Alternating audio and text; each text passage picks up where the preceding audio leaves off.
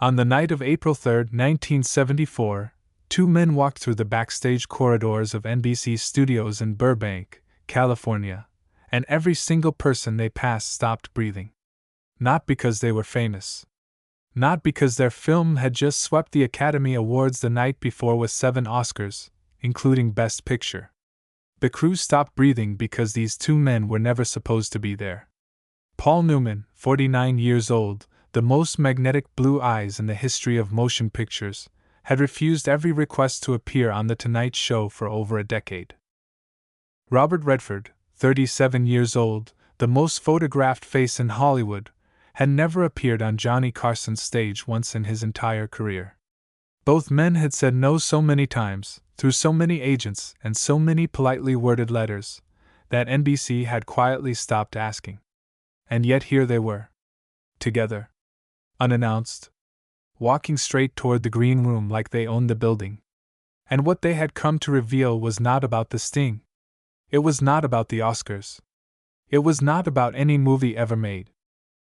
It was about a single night in Utah in 1968, when Paul Newman made a promise to a frightened young actor sitting in the dark, and the world almost lost Robert Redford before it ever truly found him. If that sentence just reached into your chest, hit that like button right now and tell me in the comments where in the world you are watching this from tonight. Because what happens next is something that neither man had ever planned to say out loud. But sometimes a secret gets too big to keep. And sometimes the only place large enough to hold the truth is live television with 30 million people watching. To understand why April 3rd shook The Tonight Show to its foundations, you first have to understand what it meant that these two men had never appeared on it. Johnny Carson had hosted The Tonight Show since 1962. By 1974 he had logged 12 years and thousands of episodes, conducting interviews with presidents and comedians and the greatest names in American entertainment. He was the most powerful platform in the country. Stars competed for the privilege of sitting across from his desk. Agents called in every favor they had accumulated over years just to secure a single booking. And in that entire 12-year run, with all of that leverage and all of that prestige, Johnny Carson had never once gotten Paul Newman or Robert Redford to say yes. Newman's refusals were quiet but absolute. He was not interested in talk shows. He did not want to perform himself. He was an actor, and the work was on the screen. Redford was different. Where Newman deflected with warmth, Redford deflected with silence. There was a privacy to him that reporters had learned to read as a wall. Before we continue our video, I'd like to say something. I often see comments from people who didn't realize they weren't subscribed. If you enjoy the channel, please take a second to check and make sure you're subscribed. It's free, and it really helps us keep the show growing. Thank you for being part of this journey with us. He had struggled for years as a stage actor before the movies began to call, and something in that long, difficult road had made him deeply suspicious of easy attention. He did not want to be celebrated. He wanted to be respected for his work. Those two things felt different to him. For 12 years, Johnny Carson had accepted these refusals with grace. But on the morning of April 3, 1974, his producer Fred de Cordova called the dressing room with news that made Johnny set down his coffee and say absolutely nothing for almost 30 seconds. Paul Newman and Robert Redford are in the building, Fred said. They want to be on tonight. They said to tell you they will explain when they get there. Johnny put the phone down and stared at the wall. And he understood immediately, with the instinct of a man who had read human beings on television for more than a decade, that whatever was about to happen had nothing to do with promoting a movie. The night before had been one of the most extraordinary in Hollywood history. The 46th Academy Awards had belonged almost entirely to The Sting, which walked into the ceremony with 10 nominations and walked out with 7 wins, including Best Picture and Best Director for George Roy Hill. Newman and Redford had appeared on stage together to present an award, and the audience had responded with the electric warmth that a room full of industry professionals reserves for people who are genuinely loved rather than merely respected. Their banter was dry and funny and alive with a shorthand that can only come from years of real friendship. The whole room had felt it. And something about that room responding to the warmth between these two men had apparently set something in motion, because the next morning they had driven together to NBC studios in Burbank and walked inside without calling ahead. Johnny met them in the green room at 4 in the afternoon. Newman was wearing a plain white shirt and dark trousers, the Oscars already put away in his mind like a completed thing.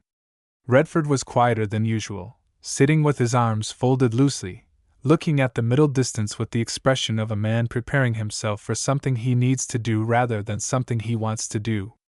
Johnny shook both their hands and sat across from them and waited. He had learned a long time ago that silence was often more useful than questions. Paul spoke first. He said, "I want to tell you something that happened during Butch Cassidy. I have never told this to anyone outside of Bob and me.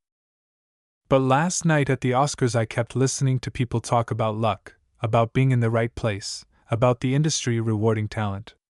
And I kept thinking about a night in Utah in 1968 when Robert Redford sat on the steps of a trailer in the dark at 2 in the morning and told me he was done."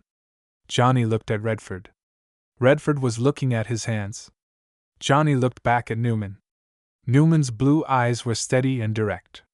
And Johnny understood that something true was about to be said on his stage for the first time, and that his entire job for the next hour was to create enough space for that truth to breathe. He stood up and said 3 words. "Let's go tape." And the two men who had never appeared on The Tonight Show in 12 years followed the most famous talk show host in America out of the green room and toward the brightest lights in television.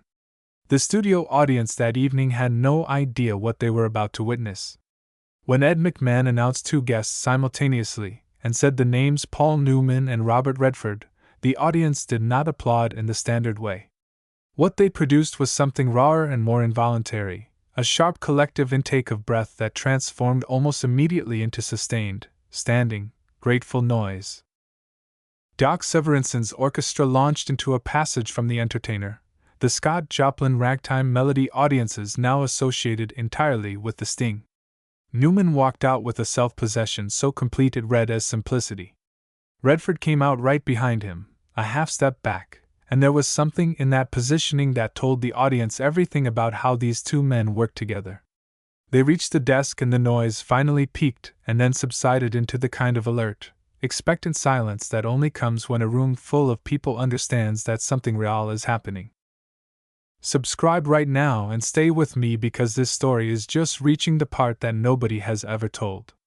For the first 15 minutes, it was everything the audience hoped it would be. Newman was funny. Redford was dry. They had the interplay that comes from genuine friendship, the ability to leave the other man's setup hanging for just a beat too long before delivering the line that paid it off perfectly. They told a version of the compacted Porsche story, the famous one, when Newman had one of Redford's cars crushed and delivered to his driveway with a bow on it, and Redford had won the exchange by never once acknowledging that the compacted car was in his house. The audience howled. Johnny howled. But underneath it all, if you were watching Johnny Carson's face, you could see him waiting. You could see him feel the weight of what Newman had told him in the green room sitting just below the surface of the entertainment, patient and enormous, the way deep water sits beneath a smooth surface on a still day. And at the moment that felt exactly right, Johnny leaned forward and asked a question that sounded simple. "Paul," he said, "it's been 5 years since Butch Cassidy, and in that time both of you have become something genuinely hard to describe. There's a handful of people in any generation who aren't just famous but are something else, something bigger than fame.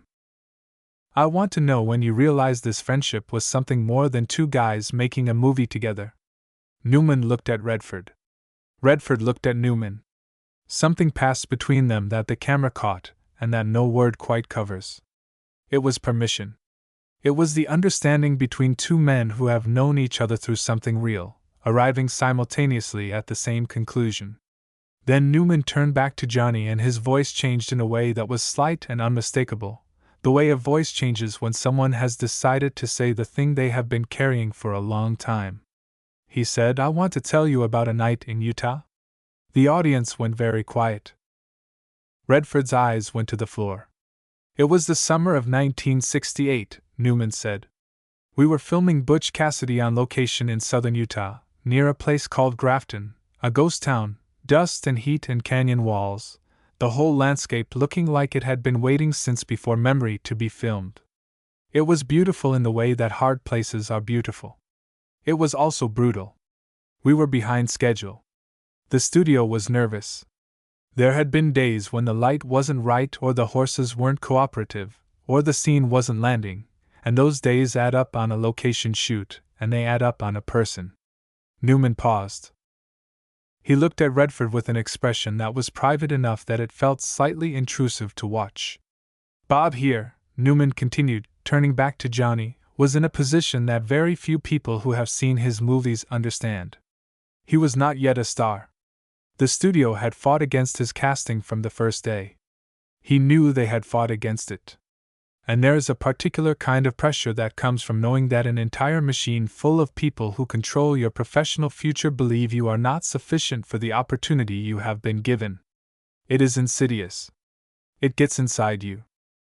One night, probably 2 months into the shoot, I was sitting outside my trailer around 2 in the morning because I couldn't sleep, and I saw Bob sitting on the steps of his trailer on the other side of the lot, in the dark, not moving. Newman's voice was quiet now. I walked over and sat down next to him, he said. After a few minutes I asked him what was going on. Redford raised his head. There were tears on the surface of his eyes, not spilling yet but present, like water right at the edge of a glass. He said, quietly enough that Johnny had to lean toward the microphone between them. I told him I was done. I said I was going to call my agent in the morning and tell them I was leaving the picture. Newman nodded slowly. That's what he said, Newman confirmed. And then I said, why? And Redford looked at me with the specific expression of a man who has already arrived at a conclusion he has been fighting against for weeks, and he said, because I'm not good enough. I can see it every day in the rushes. I can feel it when I walk on set. The studio was right not to want me, and the kindest thing I can do for you and for this film is walk away before I make it worse. Newman let that sit in the air. Doc Severinsen had stopped all movement behind his bandstand. The cameras were rolling and nobody in the control room said a word. The audience was the quietest Johnny had ever heard a studio audience in 12 years of hosting, a quality of silence that feels different from ordinary quiet, the silence of 300 people who have forgotten to breathe. I did not tell him he was being ridiculous, Newman said. I did not tell him the studio was wrong, though they were. I did not give him the encouraging speech that people give when they want the conversation to be over. I sat on those steps with him in the Utah dark for 4 hours and I told him what I actually believed. Newman looked at the camera for the first time since he had started telling the story, and there was something in that look that went through the lens and through the broadcast and reached people watching in their living rooms in a way that only happens once or twice in a decade on television. He said, I told him I had been watching him for 2 months on that set, and what I had seen scared me. Not because he was insufficient. Because he was extraordinary. Because the specific quality that made the studio doubt him, the privacy of him, the sense that something was being held back, was exactly what the performance needed and exactly what I did not know how to manufacture. I told him that I had seen actors my whole life who could perform openness, who could perform connection. I told him that what he did was different. That what he withheld on camera had more power than what most actors gave. I told him that if he walked off that film, the loss would not be the movies. The movie would survive or it wouldn't. The loss would be that nobody would ever get to see what I had already seen. Newman paused. Then he said, I told him one more thing. I told him I had asked for him. Not because I needed a good actor opposite me, though I did. Because I had read the script and I understood immediately that the relationship between those two characters was the whole film. Everything else was backdrop. The plot, the chase, the scenery, all of it was just a container for two men who trusted each other past the point of reason in a world that kept trying to separate them. I had looked around Hollywood and had not seen another actor who could carry that kind of loyalty without sentimentalizing it. Who could make you believe that a man would follow his friend off a cliff, literally in the last moment of the film, not out of obligation or heroism but simply because the alternative, which was continuing without him, was not a life he was willing to live. I needed someone I could believe would choose me over survival. Newman's voice cracked on the last word. Just barely. Just enough. And he chose me, Redford said. His voice was rougher than normal, the quality of a voice doing real work to stay controlled. He said that to me in the dark on those steps in Utah at 2 a.m, and I want you to understand something, Johnny. I want everyone watching to understand something. I was 27 years old. I had not yet made a film that made money. I had a wife and 2 children and a mortgage and nothing resembling a certain future. And I had a man sitting next to me who was already one of the most famous actors in the world, who had fought for me to have a job that no one else would fight for me to have, telling me at 2 a.m. that he had not asked for a competent actor. He had asked for me specifically. He had asked for the particular thing that I was and not someone else. Redford stopped. He pressed his lips together. When he continued, his voice was barely above conversation, low and without effect, the voice of someone telling a truth so plain it needs no performance at all. He said, "No one had ever said that to me before. In my entire career, in my entire life, no one had ever told me they needed the specific thing that I was and not a version of me that was easier to accommodate.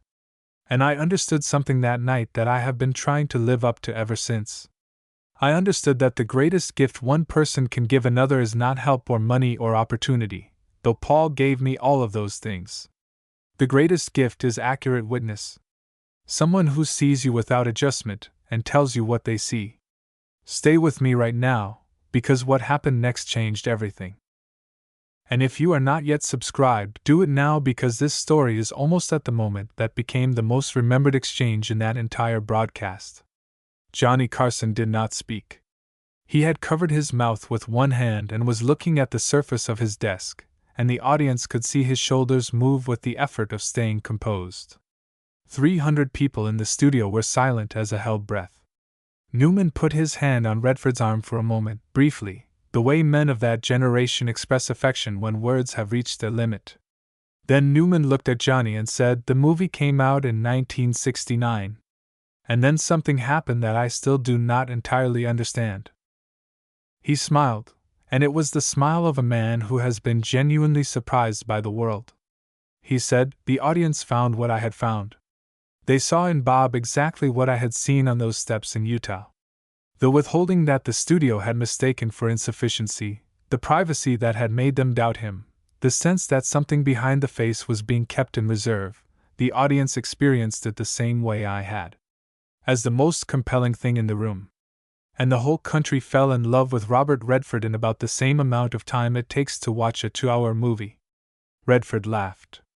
A real laugh, the quick surprised kind that escapes before you have decided to let it. Then he shook his head. "I owe everything to luck," he said, and the way he said it was clearly a quotation of something he had said before, something he had said in interviews for years. It was the answer he always gave. Paul looked at him. And Johnny, watching this, understood that this was the reason they were here. This was why 2 men who had refused every invitation for over a decade had walked into his building today without calling ahead. Newman said quietly, firmly, with the unhurried certainty of someone correcting a mistake that has been allowed to stand too long, "That is not true. And I will not let you keep saying it." The audience made a sound. Not applause, something more interior than applause. The sound of recognition. The sound of people who have watched someone minimize themselves for years finally hearing someone say stop. "It was not luck," Newman said. "Not primarily. Luck is what happens when the circumstances align. What happens before the circumstances align, what makes you capable of using them when they arrive, that is something else. That is the thing that cannot be borrowed or assumed or manufactured. That is what I saw on those steps in Utah, and that is what I want America to know tonight. Because for 6 years I have listened to my friend describe his career as an accident, and it is not an accident. It is the result of a specific quality in a specific person who nearly walked away from everything before any of it could happen, and what stopped him was not circumstances. It was a conversation on a set of steps, and a choice to trust that the man next to him was telling the truth. All of what followed begins there. Butch Cassidy. The Sting. The 7 Oscars sitting somewhere in a box from last night. All of it begins in the Utah dark with a man choosing to believe that someone who believed in him was not being kind. He was being accurate. Newman turned to Redford. The camera moved with him. And he said simply, in the tone of someone completing a sentence that has been left open for too long, "You are not lucky, Bob. You are exactly what I said you were on those steps. And you have been proving it ever since." The studio erupted. Not into orderly applause but into something messier and more human, the kind of noise that happens when 300 strangers are experiencing something simultaneously and cannot contain it individually. People were on their feet. Some were wiping their eyes. Johnny Carson was not even attempting to look composed. After almost 2 minutes, Johnny raised his hand to quiet the room. He looked at Redford and said in the voice he reserved for moments when the entertainment had become secondary to something more important, "What do you want to say to Paul?" Redford looked at Newman for a long time. Then he turned to the camera, to the 30 million people watching across America, and he said something that became the most quoted sentence from that evening and was printed in newspapers the following morning. He said, "I have spent my whole life trying to see other people the way Paul saw me on those steps. And I think that is the only work that actually matters." The show ran 20 minutes over schedule that night. Fred de Cordova quietly cancelled 2 other segments, and nobody complained. When it was finally time to leave, the 2 men stood and shook Johnny's hand, and Johnny held onto each of them for a moment longer than a handshake requires, the extra second that communicates something that words are not adequate for. The audience rose. The applause continued as Newman and Redford walked back through the curtain together, Newman slightly ahead, Redford a half step behind, the way they had always moved, the way 2 people move when they have found the particular rhythm of each other's company, and have no reason to change it. NBC's mailroom received over 60,000 letters in the 2 weeks following that episode, the largest response to a single segment in the show's history up to that point. The letters did not talk about the Sting. They talked about being seen. They talked about the person in their own life who had sat next to them in some version of a dark night and said the true thing instead of the comfortable thing. One of them, which Johnny kept in a desk drawer until his retirement in 1992, said only, "I did not know anyone else had been on those steps. Now I do." Paul Newman died of lung cancer in September 2008 at the age of 83. Robert Redford's statement was 4 sentences. He said, "Paul was my brother. I will feel the absence of him every day for the rest of my life." There are people who see you clearly, and if you are fortunate enough to find one of them, everything that comes after is different. He saw me clearly. I tried to honor that. Redford passed in September 2024, and among the things written about him in the days that followed, there was frequent reference to an evening in April 1974 when he sat across from Paul Newman on The Tonight Show and heard himself described accurately for the first time, and decided, in front of 30 million people, to stop calling that luck. He channeled what he said on that stage into the Sundance Institute, which he built in Utah, in the same landscape where the conversation on the steps had happened, as though completing a circle that had been open for years. 2 men who had refused to appear on Johnny Carson's stage for over a decade came once, together, to tell a story that had been waiting 6 years to be told. They left the building the way they had arrived, together, Newman slightly ahead, Redford a half step behind, out into the California afternoon where the light was still on and the work was still waiting. If this story reached something in you, then you already know what it is about. It is about the person who saw you when you could not see yourself. The night you almost walked away from the thing you were supposed to be doing. The someone who sat next to you in the dark and told you the accurate thing instead of the comfortable thing. Paul Newman did not save Robert Redford's career on those steps in Utah. He did something harder and more lasting. He told the man the truth about himself, and the man chose to carry it, and that carrying became the whole of what followed. There are people in your life who see you this way. Do not let those people go unacknowledged. Do not let your version of that night in Utah become a story that only gets told 6 years later on a television stage. Tell the person who sat next to you in the dark that you know what they did. Tell them now, while there is still time to hear it. Smash that subscribe button because this channel exists to tell you stories like this one. Share this video with someone who is your Paul Newman. Drop a comment and tell me where in the world you are watching from, and tell me who your Paul Newman is. Because I read every single comment. The steps are always somewhere in Utah. The question is always whether someone sits down beside you. And the whole of a life can turn on whether they do.